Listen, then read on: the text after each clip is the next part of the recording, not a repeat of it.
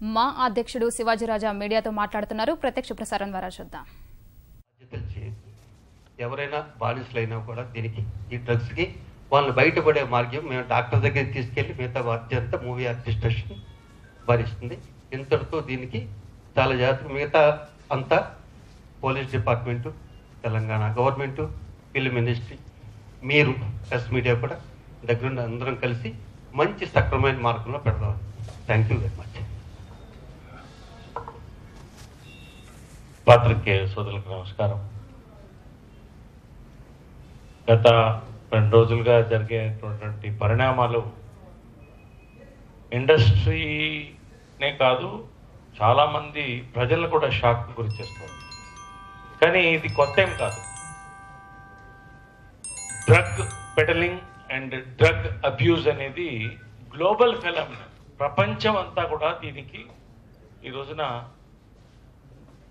దీని కోరల్లో చిక్కులు. కేవలం ఒక భారతదేశమో, ఒక స్టేటో, ఒక సిటీయో, ఒక ఇండస్ట్రీయో కాదు. అయితే ప్రధానంగా ఈ ఇష్యూ హైదరాబాద్లో ఓపెన్ అయినప్పుడు కేవలం ఫిలిం ఇండస్ట్రీ కాదు, కొన్ని స్కూల్స్, కొన్ని అదర్ సెక్టర్స్ ఆఫ్ ఇండస్ట్రీ కూడా, అదర్ ఇండస్ట్రీస్ కూడా ఎక్కడైతే మనీ ఉందో, పవర్ ఉందో, అమాయకులు ఉన్నారో వాళ్ళందరూ కూడా దీనికి బలవడం జరిగింది. ఇది ఫ్యాక్ట్. అయితే మేము 2 అప్పీల్ చేస్తున్నాం. ఇందాక మా ప్రెసిడెంట్ గారు చెప్పినట్టు ఇది కొంతమంది ఇండివిజువల్ సమస్య కానీ ఇండస్ట్రీ ఇన్వాల్వ్ అయిన సమస్య కాదు. ప్రభుత్వం దీన్ని నీట్గా డీల్ చేస్తుంది. చట్టం తన పని తను చేసుకుపోతుంది. పోలీసులు వాళ్ళ ఎంక్వైరీలు వాళ్ళు చేసుకుంటున్నారు. కానీ ఇంతవరకు అఫీషియల్గా ఎటువంటి పేర్లు డిక్లేర్ కాలేదు మాకు తెలిసి, ప్రభుత్వం దగ్గర నుంచి. కానీ ఇవాళ పొద్దున్నుంచి చూస్తున్నాం, చాలామందిని వాళ్ళ ఫోటోలు వేసి వీళ్ళంతా కూడా ఈ లిస్టులో ఉన్నారని కొన్ని ఛానల్స్లో కానీ సోషల్ మీడియాలో కానీ బయటకు వస్తుంది. ఇది కేవలం కుటుంబాలనే కాదు, కుటుంబాలని మానసికంగా కృంగదీస్తూ, ఆర్టిస్టులు దెబ్బతీస్తూ, తన కెరియర్ దెబ్బతీస్తూ, సినీ పరిశ్రమను కూడా దెబ్బతీసే పరిస్థితి ఈ రోజున ఇటువంటి ప్రకటనల ద్వారా వస్తుంది. వెయిట్ చేద్దాం. అఫీషియల్గా పేర్లు బయటకు వస్తే మాట్లాడతాం. పొద్దునే చూసాం, ఆయన సుబ్బరాజు చెప్తున్నాడు, ఏమని వచ్చింది నోటీసు అతను ఓపెన్గా మాట్లాడుతున్నాడు. నోటీస్ వచ్చింది, ఎంక్వైరీకి రమ్మని నోటీస్ వచ్చింది తప్ప నువ్వు తప్పు చేశావు, నేను శిక్షిస్తావు రమ్మని చెప్పలేదు. పొద్దునే ఆ అబ్బాయి యంగ్ హీరో తనీష్కు అతను మానసికంగా చాలా దెబ్బతిన్నాడు. కొంతకాల క్రితం అతని తండ్రి చనిపోవడం, ఇటువంటి ఎన్నో సమస్యలు. మేము మనుషులమే, మాకు ఎమోషన్స్ ఉన్నాయి, మాకు కుటుంబాలు ఉన్నాయి, పేరు ప్రఖ్యాతలు ఇవన్నీ ఉన్నాయి. కాబట్టి ప్రధానంగా మీడియా ఎప్పుడు కూడా ఇండస్ట్రీకి భాగంగానే ఉంది, సపోర్ట్గా ఉంది. మేము మీడియాని కండెమ్ చేయట్లేదు. కానీ ఈ యొక్క అఫీషియల్ అనౌన్స్మెంట్ వచ్చే వరకు కూడా కొంచెం సమన్వయం పాటించి, దయచేసి అనుమానాస్పదం అనేటువంటి దీంట్లో కూడా పేర్లు ఇట్లా అనౌన్స్ చేయొద్దని చెప్పి మేము అపీల్ చేస్తున్నాం. ప్రధానంగా ఈ యొక్క డ్రగ్ పెడలింగ్ అనేది పెద్ద ఇష్యూ. ఇది భారతదేశం అంతా, ప్రపంచం అంతా జరుగుతోంది. దీన్ని కర్బ్ చేయడానికి ప్రభుత్వాలు ఫైట్ చేస్తుంది, పోలీస్ డిపార్ట్మెంట్ ద్వారా ఫైట్ చేస్తుంది. కాబట్టి ఆ ఫైట్లో భాగంగా మా కూడా ఖచ్చితంగా సినీ పరిశ్రమ కూడా నిలబడుతుంది. మేము ఆ ఫైట్లో భాగంగా ఉంటాం.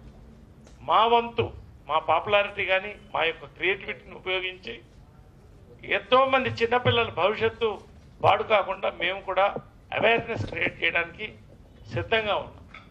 ఇందాక శివాజీ గారు చెప్పినట్టు అట్లా మా వాళ్ళు ఎవరైనా ఉన్నా కౌన్సిలింగ్ చేయడానికి కూడా ఫిలిం ఇండస్ట్రీ పెద్దలు మేమంతా కూడా సిద్ధంగా ఉన్నాం. కాబట్టి it is an appeal from because ఆర్టిస్టుల మీద ప్రధానంగా ఈ రోజున ఫోకస్ ఉంది.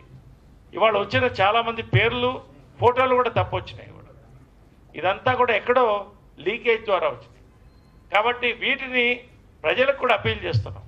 వీటిని మీరు వాస్తవాలని తీసుకొని దయచేసి, ఎందుకంటే ఇండస్ట్రీ 30,000 మంది అయితే సినిమా థియేటర్లు బఠానీలు అమ్ముకునే వాళ్ళు సినిమా థియేటర్లో బఠానీలు అమ్ముకోవడానికి కలిపితే లక్షల మంది దీంట్లో ఇన్వాల్వ్ అయినారు.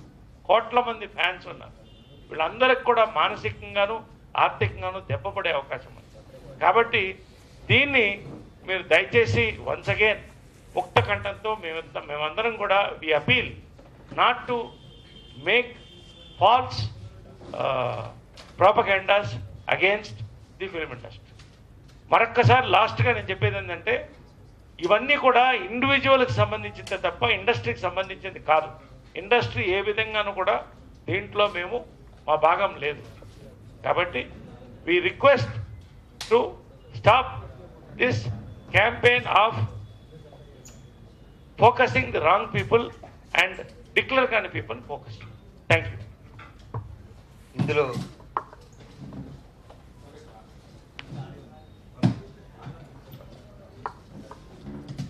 ఇందులో మా ముఖ్య ఉద్దేశం ఏంటంటే ఓన్లీ ఫిల్మ్ ఇండస్ట్రీ కాదు,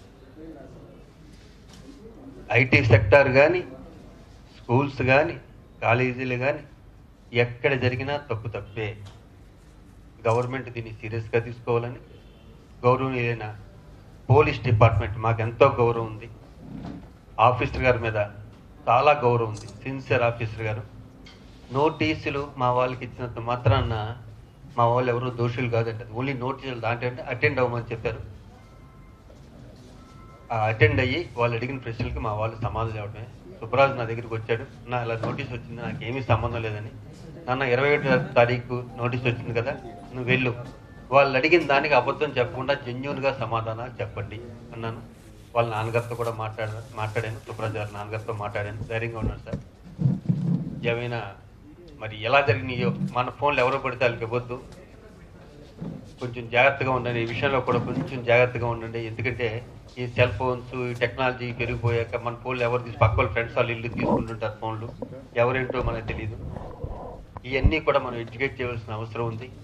ఎనీహో మీ సపోర్ట్ మాకు ఉంటుందని, ఏ విషయమైనా ఏ వార్త అయినా సరే జెన్యూన్గా మీరు ఉంటారని, అలాగే మీరు ఏం అడిగినా సరే మేము అబద్ధం చెప్పకుండా జెన్యూన్గా చెప్తామని మీకు ప్రామిస్ చేస్తూ సెలవు తీసుకుంటున్నాం. Thank you. ఎందుకంటే పాపులారిటీ అమ్మా, నిజంగా చెప్పమంటే పోలీసు వాళ్ళు ఇంతవరకు పేర్లు చెప్పలేదు. మనం డిపార్ట్మెంట్ని అసలు బ్యాడ్గా అనుకోవద్దు. ఎందుకంటే చాలా గొప్ప ఆయన, చాలా గొప్ప ఐపీఎస్ ఆఫీసర్ గారు ఆయన, చాలా గొప్ప ఐపీఎస్. ఎంత తక్కువ చెప్పినా సరే సబర్వాల్ ఆయన గురించి తక్కువే. ఆయన చాలా జెన్యూన్ ఆఫీసరు. అంత జెన్యూన్గానే మనం కూడా ఉండాలి. ఆయన ఏమడిగినా మా సభ్యులు ఉన్నట్టుగా చెప్తారు, ఎక్కడ అబద్ధం చెప్పకుండా. ఒకటి మాత్రం కరెక్ట్, అసలు లేరని మాత్రం మేము చెప్పి మేము అబద్ధం అవ్వడం. అంతమంది ఉన్నారంటే మాత్రం మేము నమ్మం. ఎవరో ఒకళ్ళిద్దరు ఉండొచ్చేమో అని మా ఉద్దేశం. ఎందుకంటే ఇంచుమించు అందరూ ఫ్రెండ్ సర్కిల్లో ఉంటాం కాబట్టి మేము మాకు ఎవరెవరేంటో కొంచెం కాకపోయినా 0.1% అన్న తెలుస్తుంది. మాకెంత తెలుస్తుందో ప్లస్ కూడా అంత తెలుస్తుంది వాళ్ళ గురించి. మాతో పాటు మీరు పొద్దున్న సాయంత్రం వరకు జెన్యూన్ చేస్తారు. కాబట్టి ఎవరైనా తప్పు చేస్తుంటే వాళ్ళకి మూవీ అడ్మినిస్ట్రేషన్ మాత్రం అండగా ఉంటుంది. తప్పు చేసిన వాళ్ళకి వాళ్ళు ఎంత శిక్ష వేస్తారో మేము కూడా అంతే శిక్ష వేస్తాం. కానీ జెన్యూన్గా ఉన్న పర్సన్ మాత్రం మూవీ అడ్మినిస్ట్రేషన్ 100% సపోర్ట్ అవుతుంది. ఇది మాత్రం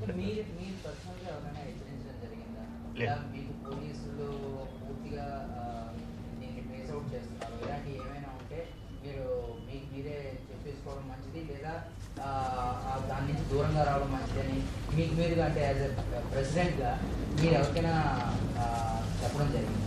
అసలు ఇది మనకి 2-3 సంవత్సరాల నుంచి నవ్వుతున్న ప్రాబ్లం. ఇది సడన్గా ఈ క్షణం వచ్చేది. కానీ ఇంకో విషయం తెలుసా మీకు, నేను ఒక పెద్ద ఆయనతో మాట్లాడుతుంటే డ్రగ్స్ అన్నది హైదరాబాద్లో నిన్న మొన్న పుట్ల ఒక 40 ఏళ్ళ నుంచి ఉంది ఇక్కడ.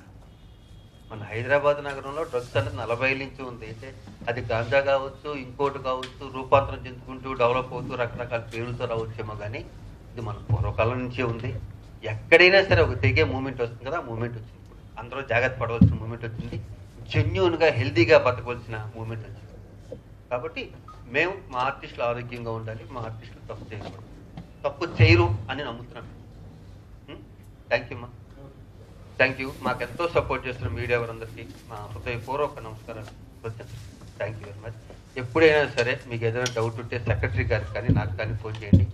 మూడో వ్యక్తికి మీడియాలో ఏం మాట్లాడాలన్నా సెక్రటరీ గారు కానీ ప్రెసిడెంట్గా నేను కానీ మాట్లాడతాను. బయట వ్యక్తులను మాట్లాడితే సరిగ్గా మా మెంబర్స్కి ఎవరైనా సరే మేమే బాధ్యతలు, మేము ఇద్దరం మాట్లాడుతూ దీన్ని రకరకాలుగా తెలిసి తెలియనట్టు మాట్లాడి దీన్ని తప్పుదోవ పట్టించే ఆర్టిస్ట్ ఉంటే మీరు వాళ్ళని ఎంకరేజ్ చేయండి. Thank you.